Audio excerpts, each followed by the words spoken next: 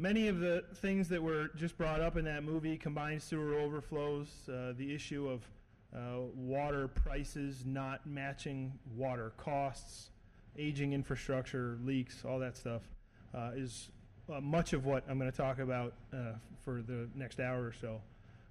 Just as a couple of things, they were showing the pipes that hadn't been replaced for 100 years since they were put in. A couple years ago, there was a big main break up on Montrose, and at least one of the pipes that they pulled out was a hollowed out tree that had been installed at some point in the past because they didn't have a pipe, and so they used this hollowed out tree as part of the system. Go figure. Eventually it eroded and burst. The same happens though with pipes that are made of brick and mortar. Same happens with metal pipes. The same happens with a bunch of cheap composite pipes that were installed in the 60s and 70s. So it's not even just age that's the issue, it's the materials themselves. So, okay, so what we're going to do right now, there's a lot that we could talk about. I'm going to give an overview of the region's different water supplies, Lake Michigan, shallow aquifers, deep aquifers, and the Fox and Kankakee rivers. Talk about some of the challenges to managing those resources. Talk a little bit about some discussions that are going on with the Chicago River right now, and then talk a little bit about some ideas on what to do at a local level or in schools, etc. There's a lot of stuff here. There's a lot that I could talk about that didn't make it into the presentation. All right. The Metropolitan Planning Council, we've been around now for 75 years. I have not been there the entire time, but we work on a variety of different things. We work on transportation solutions, so we're advocates for the CTA, considering things like bike sharing programs or expanding the Red Line or creating bus rapid transit, things like that. I work a lot on water supply issues, some on wastewater and stormwater, but primarily on water supply. And a whole host of other things. We're a nonprofit, non-government organization, and again, we've been around for 75 years. I'll skip this. We've put out a lot of reports, good, solid reports that have led to policy change here in the state. We work with Openlands, which is another nonprofit. They're an open space protection organization. Okay. Water supplies in northeastern Illinois. Actually, I'm going to hide that for a second. Okay. Just raise your hands if you live and or work in the city of Chicago. Oh, okay. Put your hands down. All right. Anybody live and or work in Lake County? No. Will County. One in the back. Two. Wow. Will County. All right. DuPage. Okay, a few from DuPage. Kane. One from Kane. McHenry. Hey. DeKalb. Boone. Anywhere else? Wisconsin. All right. How about Indiana? What's that? Greater Cook County outside of Chicago. Yes, okay, all right. All right, probably if you live in Chicago or work in Chicago, you know that your water comes from where? Lake Michigan, all right. Now, outside of Chicago, it gets a little more hazy, okay? Particularly if you're in one of the outlying counties like Will or Kendall or DuPage, McHenry. There's a very good chance that you yourselves, who are all very nice people, do not know where your water comes from. And there's an even likelier chance that your students and their parents do not know where their water comes from. There's actually a fairly high chance that your mayor doesn't know where the water comes from, which is a problem. Okay, so where does water come from? All right, in the region, the light blue communities here, so you see the majority of Cook County, although not all of it. Most of DuPage, parts of Lake, and then sections of Will County get Lake Michigan water, okay? And that water gets to them, the majority of it is pumped by the City of Chicago Department of Water Management, okay? So this is a City of Chicago enterprise, and they sell water to the direct suburbs like Oak Park or Blue Island or Evanston, who directly border the city. Those cities then jack up the price and sell it to the next community to the north or west or south. Those communities then sell it, and it keeps going. And I think the longest connection is 4 communities. The blue here, and there's a slide and a couple slides to show the difference between deep aquifers and shallow aquifers. But the blue here is groundwater of one of two types. And then the green, there's only a handful that use either the Fox or Kankakee rivers. It's about 4% of the region's water is supplied by those surface rivers. Okay, the difference between aquifers is very significant. Okay, deep aquifers, which are more than 400 or 500 feet below the surface of the ground, are capped by solid bedrock. And if you've ever tried to pour water through a rock, it takes a long time. These deep aquifers, when you pump water out, it's more or less like mining gold or coal or something out of a mountain. Okay, that is not. We say water is a renewable resource. Deep aquifer water is not a renewable resource. Okay, not in any sort of human time scale. Right. There are places where you can infiltrate water back into the aquifer, but it doesn't happen too often. Okay, shallow aquifers, which are like 400 feet to the surface of the ground, these are more renewable. When it rains, they can recharge, assuming that you're not consuming more water than is going back in. One of the challenges with shallow aquifers is that they are, through sort of these subterranean connections, tied to wetlands and rivers and everything. So as you take water out of a shallow aquifer, you're going to draw down levels in a wetland or a river in the nearby area. Okay? All right. I know you've talked in the past couple of days, and I even mentioned it yesterday, about this idea of political boundaries versus hydrological boundaries, okay?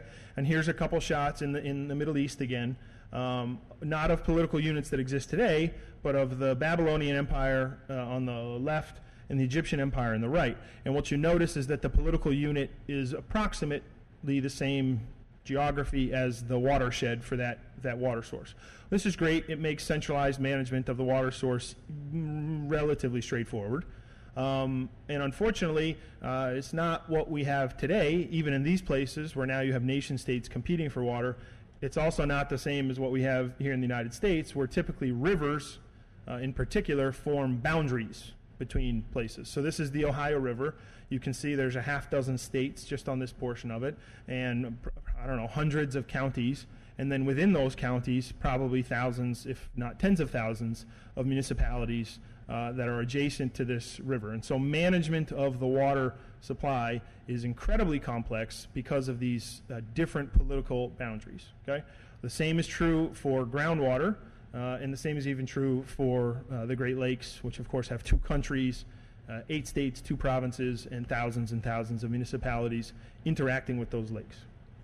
Don't worry about this map. It's incredibly hard to understand, especially from the distance that you're sitting, but that's sort of the point, okay? These are the water supplies in northeastern Illinois. The red border is the jurisdiction of the Northeastern Illinois Regional Water Supply Planning Group, who just put out the regional plan, and this is the snapshot of that plan. So it includes Cook County, the immediate satellite counties, and all the way out to Boone, DeKalb, Grundy, and Kankakee. You see Lake Michigan. Underlying this whole thing, what you think is the white background on the map is actually the deep aquifer that is underneath the entire region, and then you have different depths of shallow aquifers overlying that, as well as rivers. It's very confusing. There's 11 counties. There's 400-something municipalities just in our little corner of the world trying to manage these water resources. Okay. So, knowing that regional coordination, like they mentioned in there for Pittsburgh, regional coordination, not necessarily regional management, but regional coordination was going to be a big issue. We, along with the former governor, who shall not be named, issued an executive order creating 2 regional water supply planning groups here in the state. The idea is that eventually the entire state will be covered by these regional water supply planning groups. So we have one here. It's those 11 counties right there. And it's managed by this group called the Chicago Metropolitan Agency for Planning. And they spent the last 3 years doing a regional water supply plan. Okay? They are not a water management authority. They don't control any decision making, but they sat down with stakeholders from the municipalities, the counties, business groups, agricultural groups, power generators, and came up with this regional plan, hopefully to drive decision making going forward. And they ran a couple of demand scenarios. The current trend scenario that you see here assumes a certain level of population growth, 32% population growth between 2005 and 2050. It assumes that people will kind of conserve more water, as we're sort of seeing right now in society, but it's more or less the status quo, what we have right now, and suggests that by 2050 our demand for water is going to grow about 36%. Of course, our water supplies are not going to grow at all. So we'll have a 36% increase in demand for water. The less resource intensive, if we all start using rain barrels and shower heads and we increase our water prices and we focus population growth in Cook County and DuPage County where there's existing infrastructure, then we can reduce it to a 7% growth rate. And if we go hog wild, which is actually much more likely than the less resource intensive scenario, we could actually be looking at 65% increase in water consumption. So demand in the region is going up. Water supplies are not going up. If anything, they're going the other direction. The biggest driver of this is population pressures, okay? The chart on the left shows population growth out to 2050. The brown area at the top is Cook County alone. The blue area is the surrounding collar counties. The orange area is the really far out ones of Boone and DeKalb and Grundy, which just have very low population. What you see is that by 2050, not only is the entire region's population much, much higher, but the collar counties around Cook County, which primarily do not use Lake Michigan water, are almost half of the region's population. So the growth is largely occurring where the water supplies are most stressed and challenged. And this is a problem. All right. The Lake Michigan diversion. Okay, I'm going to go through each of the different water sources that we have and talk about some of the issues with them. The Lake Michigan diversion, as you all know, you've talked about it a couple times now, I think. In about 1900, we reversed the Chicago River and we built a canal system that connects Lake Michigan ultimately to the Mississippi River. Okay, we did that to improve the quality of the region's water. We were putting our wastewater directly into the lake, and we were having cholera and typhoid problems here in the city because we were drinking contaminated water. Lake Michigan then, as it is now, is the major water supply for the region. So they built this canal and they reversed the river. Okay. For a long time, and to this day, most of the other states on the Great Lakes really don't like us because we take all of this water out of the lakes and we don't put it back in. Okay? Other big cities, Toronto, Cleveland, Milwaukee, everybody else on the Great Lakes takes water out of the lakes, they use it, they flush it down the toilet, they clean it up, and they put it back in the lakes. We don't. We're the only place that doesn't. So we are this drain on lake levels. Okay? With that in mind, the U.S. Supreme Court in 1967 capped the amount of water that we are allowed to take every year. Okay? And it's 3,200 cubic feet per second, which comes out to about 2 billion gallons a day. All right? In 2005, which was a drought year, we used about 85% of what we're allowed to take from Lake Michigan. Okay? So right now we have some leeway, we have some additional capacity to take water out of the lake, which is good because our population is growing.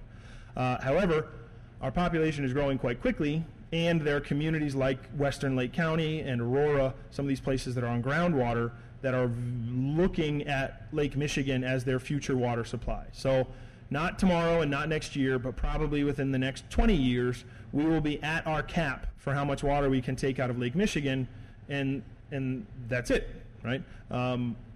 Places like Milwaukee and Cleveland and Toronto do not have that same cap. They, for all intents and purposes, have an infinite water supply because they're constantly recycling the same stuff. We're going to come back to this gray footprint here in a minute.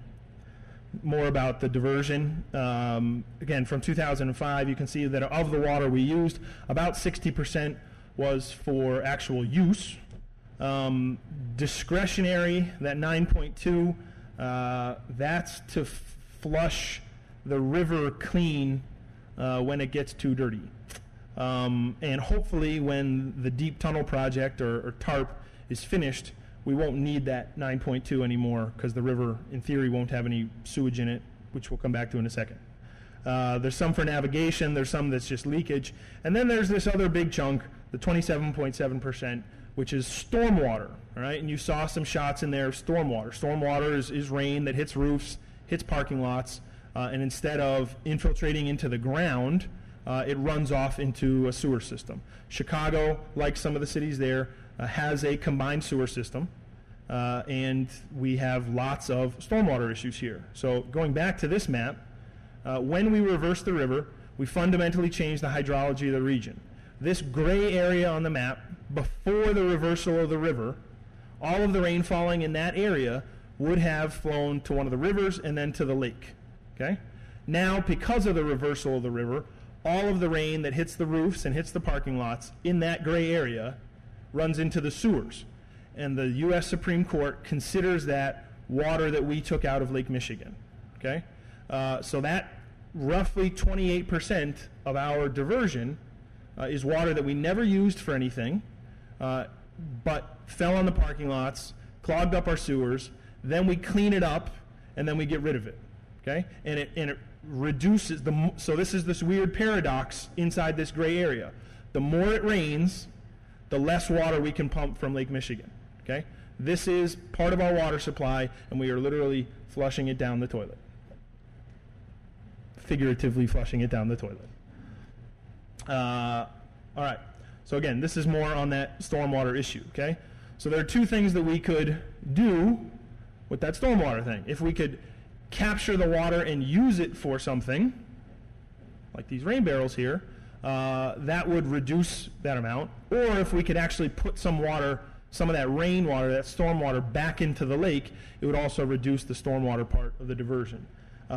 It's an immense amount of water. It's on average, it's any given year, here it says 588, but in any given year, depending on whether it's a rainy year or a drought year, it's about 500 million gallons of water a day.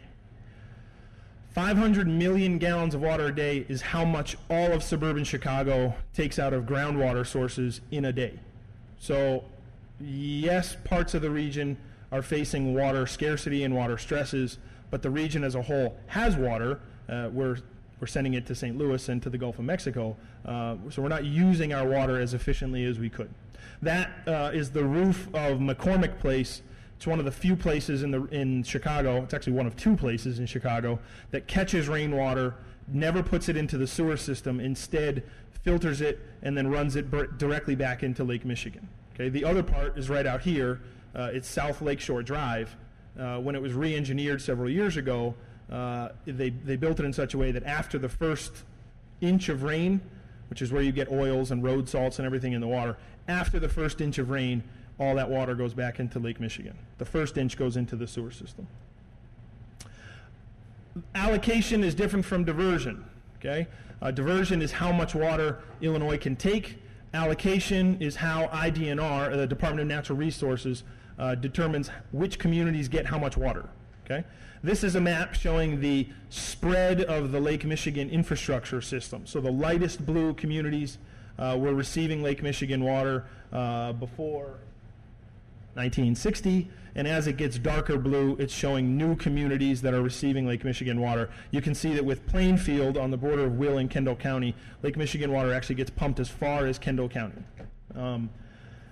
In the allocation system, there are some problems. He mentioned, the guy from Las Vegas mentioned unaccounted for flows. This is water that sort of just disappears out of the system. The utility pumps it out, but it never arrives at anybody's house. IDNR requests that you keep your unaccounted for flow at 8% or less, but they have no ability to actually confirm whether or not you are doing that. There's also some other problems. The older your pipes, the more you're allowed to leak. So if your pipes were installed in 1960 or before, you're allowed to leak 3,000 gallons per mile per day. If your pipes are from 1960 to 1970, it's 2,500 gallons per mile per day, and as they get newer, the numbers go less. So there's very little incentive built into the system to rehabilitate or reinvest in your pipes. Loss and leakage are a big issue. This last point here. Chicago, which for municipalities is one of the sort of greener and more sustainably minded communities out there. It's also the biggest, however. And every day, as we speak, Chicago is losing millions and millions and millions of gallons just lost in the system. Either it leaks from a known leak like a water main break, or it just kind of disappears. People are using it and it's not metered, or it's leaking in unknown leaks. Sometimes people steal it at construction sites or something. All told, between the known leaks and the unaccounted for flow, we're talking 55 million gallons a day. That's as much as Kane County as a whole uses in a day. So again, loss and leakage. And we pay for all of that. We don't pay for it on the water bills because it never arrives at our house.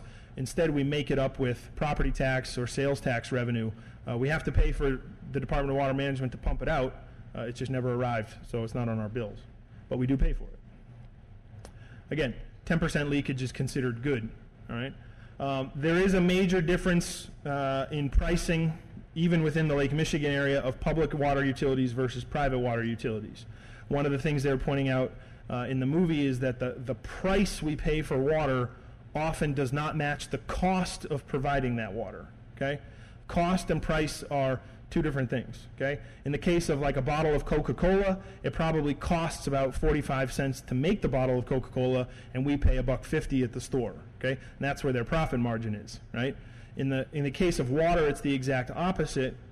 We pay a price that is lower than the cost of providing it. Okay? This is in Illinois true for public water utilities, where the decisions about how much to charge for water are politically charged. No mayor or councilman or whatever wants to be on watch when the water rates get raised. Okay? In communities that have a private water utility, those utilities are required by law, by Illinois state law, to charge for the full cost of providing water service. That's why when you go to Bolingbrook and pay $7 for 1,000 gallons of water versus Chicago, where it's $2 for 1,000 gallons of water, that's where the difference is. The private water utility has to charge what it actually costs to provide the water. In a public situation, you're subsidizing the rates through sales taxes or property taxes, or in many cases, public water utilities are not collecting money to save and invest in the future. They're paying for basic operations today without putting away money for capital investments later on. So there is this big difference between public water utilities and private water utilities in how they charge. Of course, a major problem with private water utilities is that the profit motive of the private utility is included as a cost of providing water, which many people think is inappropriate or unfair. Okay. There's also, with all of this leakage and loss and then our general water consumption, there are great connections between energy consumption and water consumption. Okay? About 4% of the entire nation's energy consumption is for pumping, treating, and then pumping again drinking water, and then collecting, treating, and getting rid of wastewater. At a municipal level, so for a particular suburb just to the west of Chicago, whose name I'm not allowed to say, but which has a lot of Frank Lloyd Wright houses, the budget for the water utility, the public water utility, about 80% of that budget is dedicated to electricity, energy. Okay? It takes as much energy to run your hot water faucet for 5 minutes as it does to run a light bulb for 14. Okay? We use a lot of energy to move water. And if that water is never arriving at your house because it leaked out of the system, that's wasted energy and wasted money, wasted carbon emissions, it's wasted everything. Okay? So it's more than just water that's at stake here. All right, groundwater. Shallow aquifers. The communities in light blue on this map get their water from shallow aquifers. So you can see lots of western Lake County and McHenry County, and then some places in Will. The communities that are in sort of Superman blue are a mix of shallow and deep, and then the communities, the couple in Kankakee that are that, that bright green are a mix of river and shallow aquifer. You don't need a permit to drop a well in Illinois. If you want to drop a well, just go do it. And as a result, the state does not have a whole lot of data or information on shallow aquifer trends here in Illinois. So there's not a whole lot to talk about. They do recharge faster, but they are connected to wetlands and surface water. So when you take water out of one, you take water out of the other. Deep aquifers are the major water concern for our region, and this is a map. The image on the left matches the image on the right. Chicago is to the right, and then you can see it go through Riverside, Lombard, all the way out to DeKalb, and this is showing drop down from the surface. The yellow and the red there are shallow aquifers. The light blue layers that are kind of washed out here are the deep aquifers, and there's layers of bedrock that are in between. So we have these two deep aquifers, the Ansel and the Ironton-Galesville, and those are, again, 400 feet or deeper. Then there's this huge aquifer below at the Elmhurst, but unfortunately it's salt water, so we're not going to be tapping into that anytime soon. Again, when you take water out of these deep aquifers, it doesn't go back in. So this is a map showing 2025 of the Ansel, one of those two aquifers, and you can see where in 2025 the expected drawdowns are. There is some expected drawdown in Cook County. Sorry, the yellow, the closer to red, the bigger the problem. Northern Cook County before 1960 was using aquifer water. Now it's using Lake Michigan water. But then you have these two pockets, which are Joliet and Aurora, which are two of the fastest growing suburban areas in the region. So this is 2025.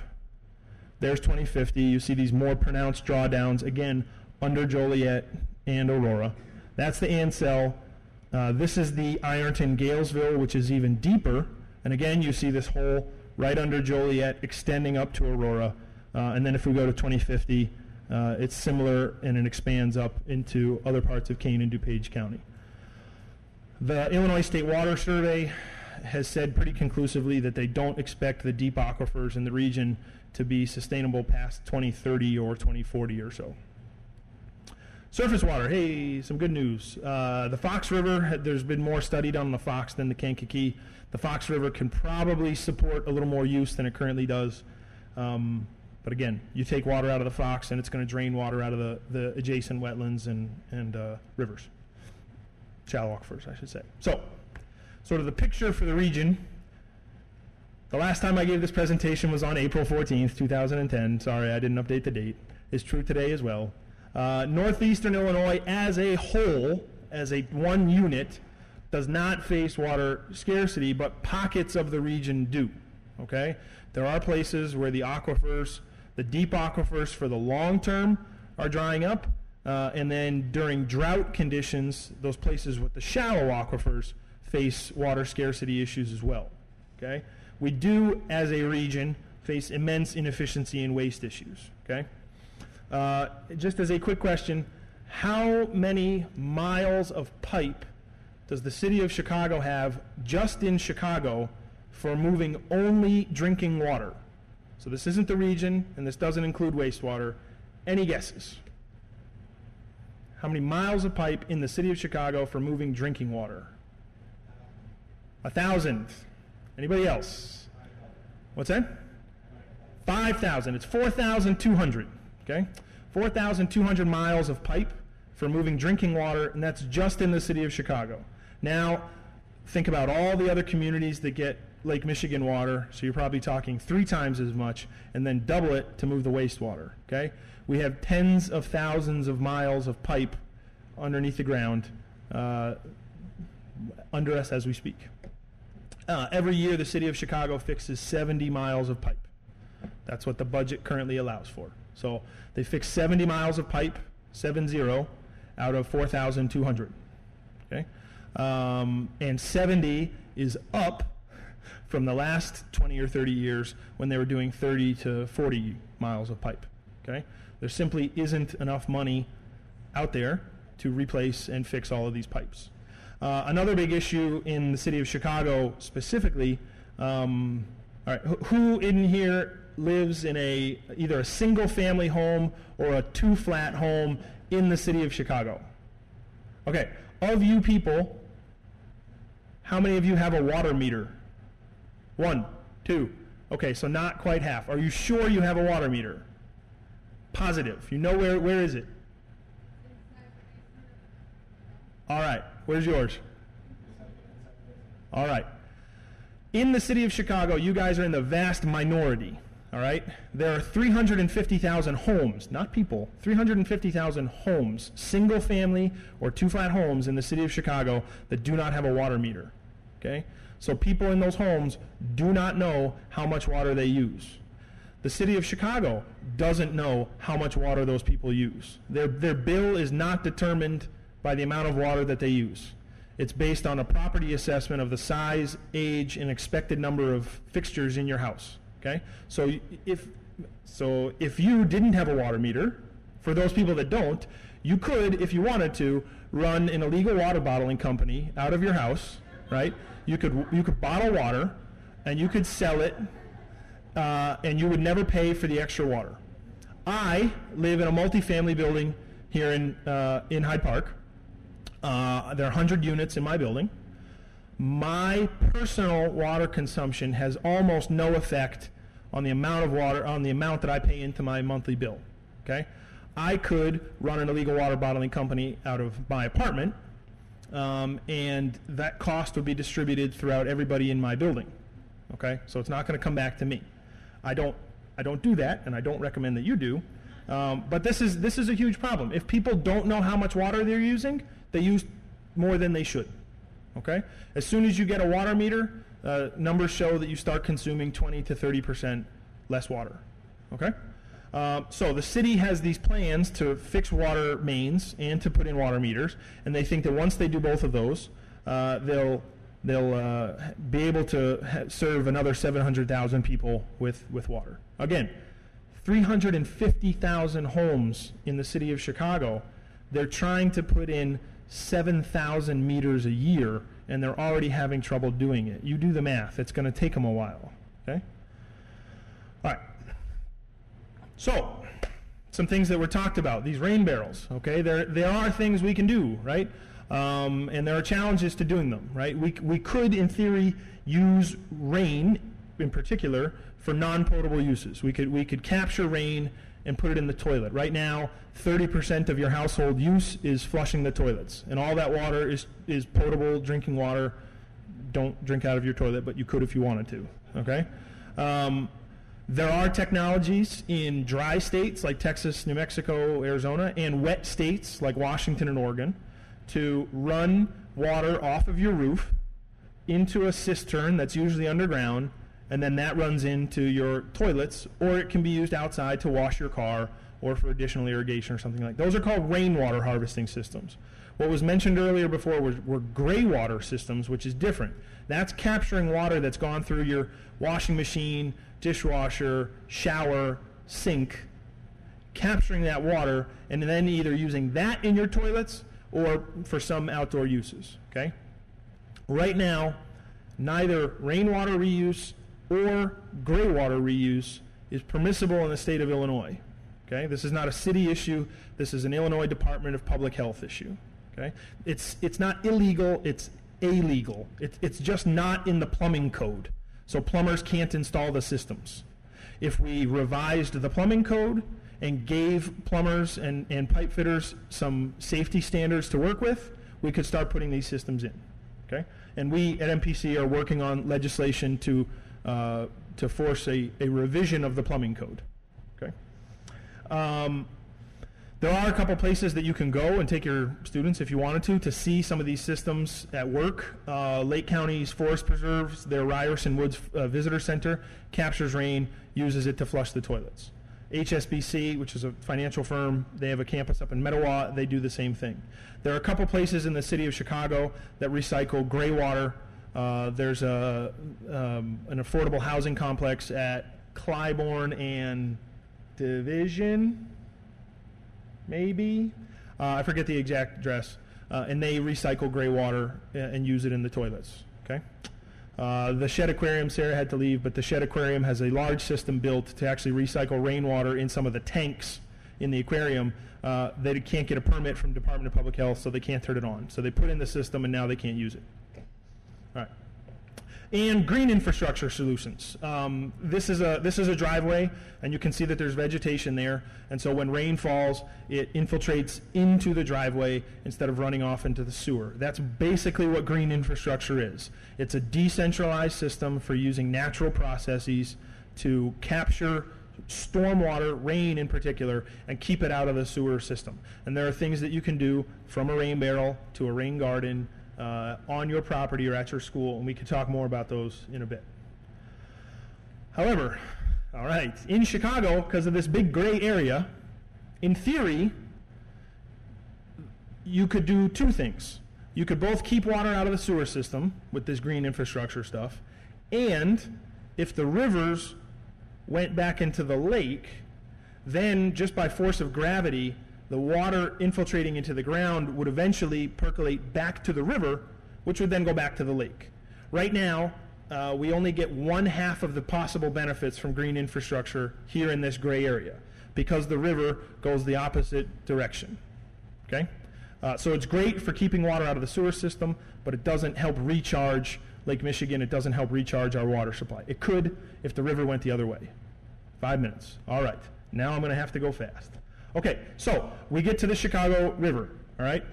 There are, for the first time in a long time, serious people, Illinois Department of Natural Resources, the governor's office, me, I'm relatively serious. There are serious people talking seriously about the costs and benefits of re-reversing the Chicago River, of separating the Great Lakes from the Mississippi River Basin. And I'm very quickly, it's going to be longer than 5 minutes, but bear with me, I'm very quickly going to go through the multiple reasons why that kind of planning should be considered. I'm not saying it's the right choice. I'm saying it's not a crazy idea, and we need to look at the costs and benefits over the next 100 years to determine if that's the way we should be going. Okay? Again, 1900, we had these one primary goal of providing clean water. As you saw on the chart from the speaker right before me, filtration, chlorination, which we still don't do, weren't created until 1906 and then the teens. So we did not have the wastewater treatment technologies in 1900 to clean the water to the standards that we do today. It also enabled freight movement through the system. Okay? We've talked a lot about the water issues. Okay? Because we don't put water back into the lake, we have a finite water source. Everybody else on the Great Lakes has, for all intents and purposes, an infinite water source. They're recycling the same water over and over and over again. Okay? Again, not today, but 20 years from now, 50 years from now, 100 years from now, there will be businesses looking to relocate out of Phoenix, out of Atlanta, out of arid places in this country and others, and they're going to want to come to the Great Lakes, and Chicago is going to be disadvantaged in attracting those businesses because we will have a finite water supply, whereas everybody else will have an infinite water supply for all intents and purposes. And we lose all of this water. If the river went back into the lake, then we could start to put rainwater back into the lake, which would be a good thing. Okay? What is that water in the river that we're talking about? It's treated wastewater. Okay? The water in the river when you cross over Michigan Avenue did not come directly from Lake Michigan. It came from one of the 7 wastewater treatment plants in the region. It is treated effluent. Okay? It is not, it's lake water a couple times removed.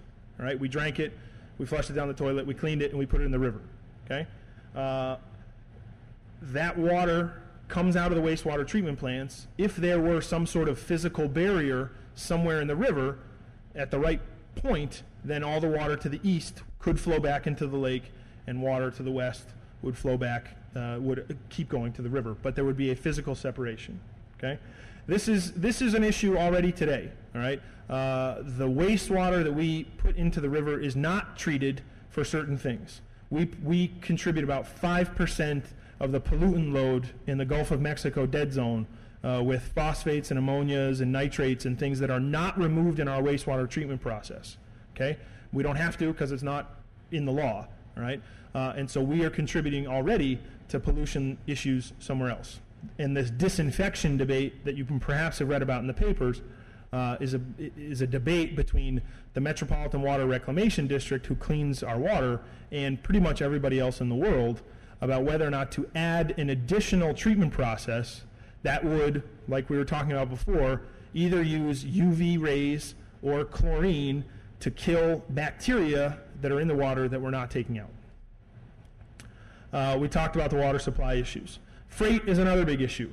We do move a lot of freight on the waterway system. It's big piles of stuff: salt, coal, scrap metal. It's not containers like you see on a truck or a train. Okay? Well, more and more goods are being moved in those containers. Right now, there are very few places on the waterway system where you could efficiently move those big truck containers to a train and then to an airport, whatever. We don't have those kind of intermodal facilities on the waterway system. We have places where you pull up with a big barge with a big pile of road salt on it, you use a big shovel, you put it on the ground, you wait for trucks to come and get it. It's not a super efficient system. So if we're smart, perhaps there's a way to put a barrier for water purposes, and on top of that, build some sort of onloading, offloading facility to actually make freight movement more efficient and hopefully increase the amount of freight on the waterway systems. Unfortunately, right now, so much of this issue has been about closing locks as an emergency response to an invasive species, and folks who move freight are not part of these longer-term discussions on how to improve freight movement. And then we come to the invasive species issue, which I know Ruben talked about before. The Asian carp, this is not a map of Asian carp, this is a map of zebra mussel sightings or reports throughout the two basins. Asian carp is just the most recent and the biggest and the funniest of dozens and dozens and dozens of invasive species that have moved throughout the system. So as we think about the future of the waterway system, we have to remember that things have changed since 1900, except for the basic operation of the waterway system, right? We now know that CSOs, combined sewer overflows, are a problem. We know that we're facing these water shortage issues. We know that we don't like invasive species. We know that we want to move more freight by barges, okay? And so we need to change our goals. And this is the conversation that people are starting to have about what do we want the waterway system to do for the next 100 years.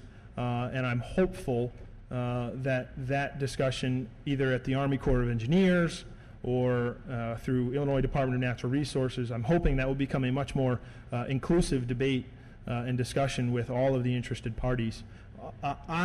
Personal opinion of Josh Ellis, I think in the next 20 to 30 years we're going to separate the systems and reverse at least portions of the Chicago River to put water back into the lake. I think. The argument for it is substantial. The argument against it is substantial as well. What we don't have is a comprehensive cost-benefit analysis to make that decision with. People are working on the analysis now. So I'll stop there. There's a lot to talk about. We can talk about it. So.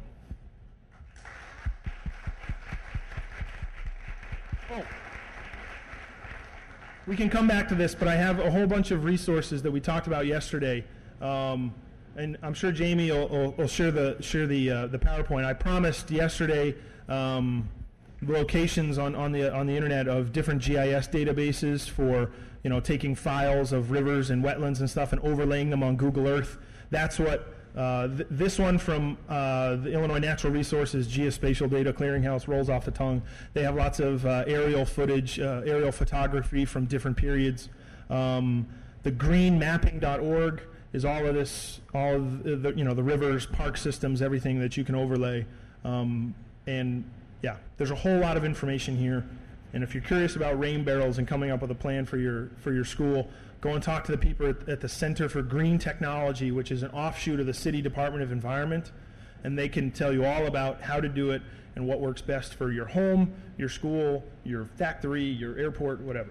Okay, now I'm done. Great. We'll be able to do questions for about 10 minutes or so. And actually, I want to start us off with one, which is this phrase that we've been using throughout the Institute that I believe you coined for us, that every problem starts as a solution. Okay. So what are some of the potential problems that you see with the solution of the reversal of the Chicago River? Some of the potential problems. Most of the sewer pipes in the region are built to take water away from the lake towards some of the sewer plants, and they're based on gravity, more or less. They go the other direction. And so trying to move treated effluent, even if you improve the treatment process so that you can put it back into the lake, moving it back that direction will be a big hurdle. And then if you're not careful, if you cause disruptions in freight movement that cannot be overcome, you have the potential to lose jobs there. But I'm really confident that that can be worked out. So the biggest issue is getting water back in an efficient manner. Other questions? And the first step, which we should be doing anyway, the first step to ever putting water back in the lake was going to be improving our treatment processes to a point where the water can safely be put back into the lake. But we should do that regardless of what direction the river goes. So, I just had a question about Chicago was known for marshes and swamps and everything. Is there any talk about reestablishing some of that type of environment? Yes, there is. So, sort of. It's interesting. Okay. The marshes and the swamps and everything that we do have in Chicago, like at Jackson Park, the lagoon over here, or Washington Park, when it's dry for a couple weeks and we don't get any rain, they turn on the tap and fill it up with drinking water just so that it's aesthetically pleasing, right? So that's a problem. If we could build sort of urban watersheds that collected stormwater and ran them into the parks so that those water levels would be maintained by stormwater, that would be a lot more natural, and it would keep stormwater out of the sewer system. There is talk but no plan of trying to use vacant lots in places, strategically located vacant lots, to convert those back into something like wetlands to capture stormwater runoff in localized areas. So there's talk. There isn't a plan. I'm hopeful that there will be a plan in the relatively near future. We have a lot of vacant lots that could be doing more to help with stormwater issues. So.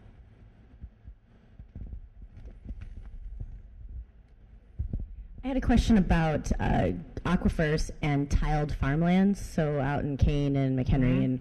And when a farmer tiles, and hopefully they're not doing as much anymore because they're getting paid to keep wetlands, where does that water go? Does it recharge the groundwater? Some surely goes through and leaks through, but often it runs off into a surface river and runs off somewhere else, capturing agricultural pollutants and fertilizers and running off into a river. So yes, that used to happen a lot. And now happens less, putting tiles under the fields. Yes.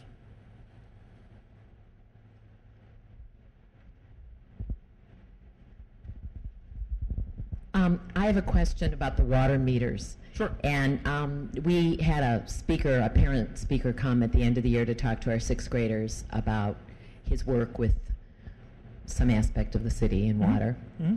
And from the way he described the water meter situation, because I asked him specifically about the 26-unit condo that I live in, and how could we, and putting in individual water meters and how our condo board talked about it and that sort of thing, because they thought people would use less water in the long run.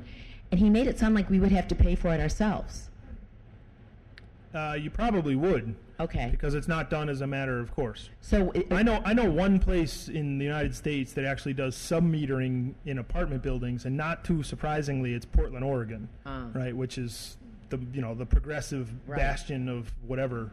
Yeah, they do sub-metering in multi-unit buildings, but it doesn't happen elsewhere. So the 7,000 meters you're talking about, that a year, yeah, a year, that's. The city doesn't pay for that, or the city does at those single-family homes. It's only single-family. Okay. Yeah, right. Single-family or two-flat homes.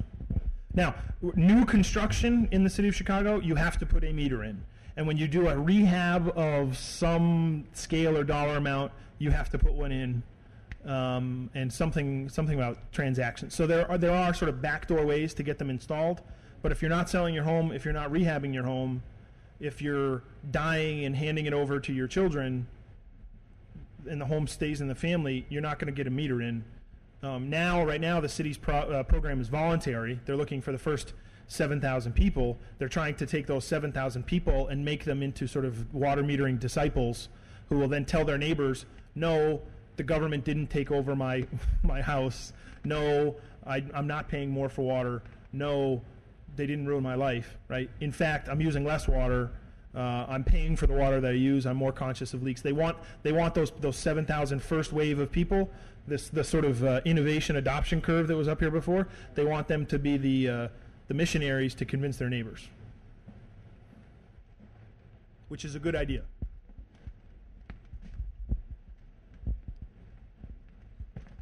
Oh, yeah, sure. Just to continue, it's interesting, the idea to redivert the water back to Lake Michigan. I prefer the term forwarding the Chicago River. Forwarding. Thank you.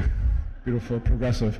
If you're saying that the plumbing of the sewage wastewater is, going down to the river, I mean, would there be the idea then that the divider would be later, farther down? Yeah, I mean, there's 7 wastewater treatment plants in the region that put water back into the river system at 7 different places.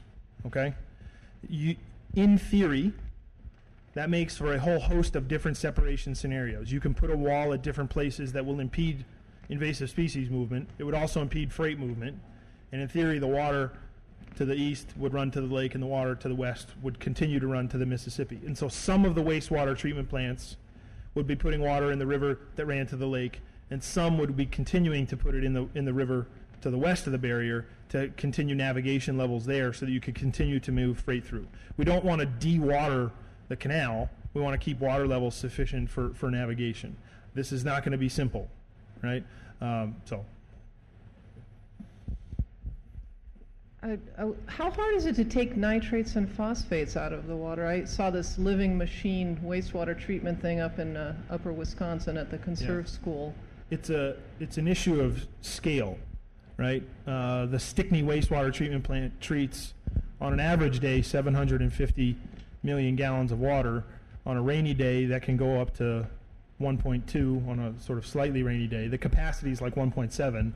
And on really, really, really rainy days, it overwhelms the capacity, and we have to release raw sewage into Lake Michigan until the TARP deep tunnel project comes fully online.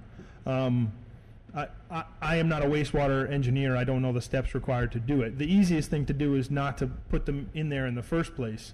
And so that's being a mindful consumer of your household cleaning products, as well as the fertilizers and stuff you're using on your lawn and your garden and whatever. Being mindful about not throwing pharmaceuticals down the toilet. Pharmaceuticals don't get taken out in the wastewater treatment process. So it takes a lot to take them out. It takes a lot less, but in a decentralized way, to keep them from going in.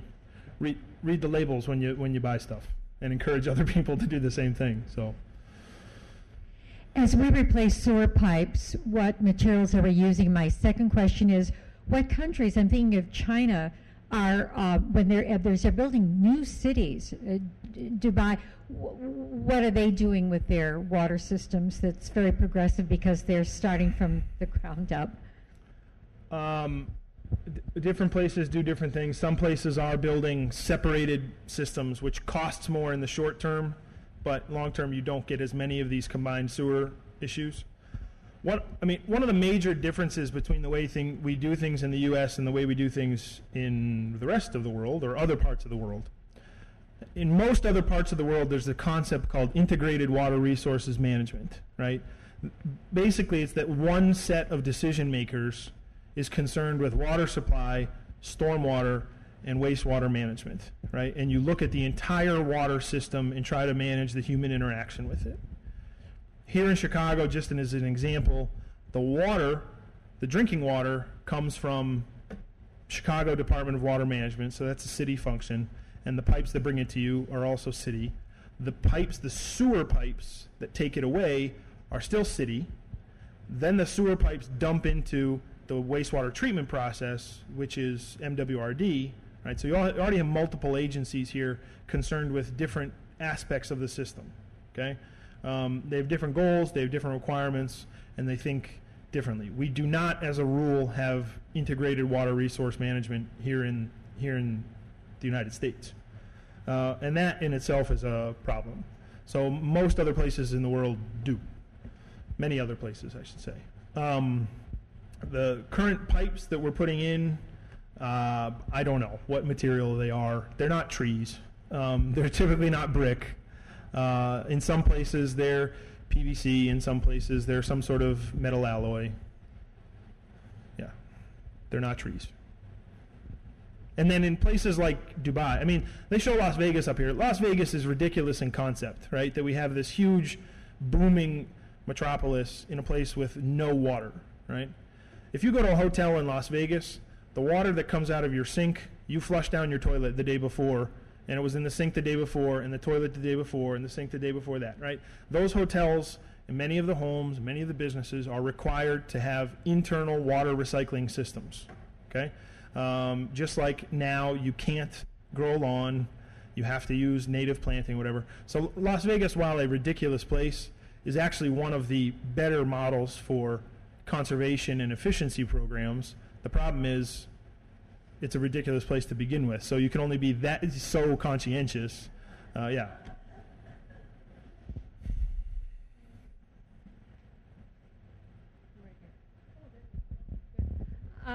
Sir, you mentioned the empty lots in Chicago. I've heard the mayor of Detroit wants to turn half of Detroit into an urban farm. What percentage of Chicago is urban lots? Do we have, what is this, what do you think of the percentage of I mean, I can make up a number and hope that you don't fact check it. Yeah, I don't, well, how can I? Yeah. 12%. I don't know. I mean, the majority of Chicago, the majority of Cook County is hard surface, is pavement, okay? Either roads, alleyways, roofs, or driveways, okay? The majority, all right? Certainly in downtown Chicago, it's close to 100%. As you get further away, it diminishes, but overall, it's more than 50% of the region is paved over, okay? Vacant lots in the city, certainly on the north side, you have fewer because the population is just denser. On the south side, you have many, many more. So in certain pockets, it could be 30 to 40%. In other places, it's going to be closer to none. But I don't know. Nothing there. There's like 2 houses. I mean, it's this huge area. Go take a look sometime. You can drive like 100 miles an hour down these streets because there's nothing that don't do that.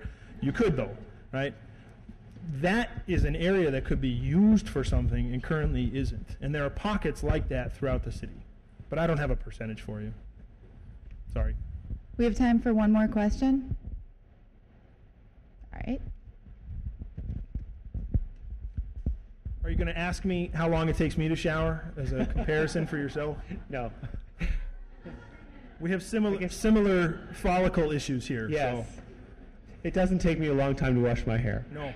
I guess one question I want to ask, the business of the open lots and using water conservation, how do you get around the issues of mosquitoes? That's a good issue. I mean, the mosquitoes are a problem when you have standing water, right? Standing water in heat, right? So you'd have to figure out a way to prevent the water from standing for a long time, okay? I don't know. Make sure that you Solvable? It's solvable, sure. Okay. Sure. I mean, we don't have malaria in Jackson Park, right? I hope. I go through there all the time. So there are ways to make sure that there are natural predators, spiders, and things like that in there, and make sure that the water is not sitting in one place for long periods of time. Sure. My school is involved with the restoration of the South Pond adjacent to the Leakage Park Sewer. Okay. And there's going to be shoreline plants just like North. Yeah. And under the bridge, they built structures that build For trolls to live? No.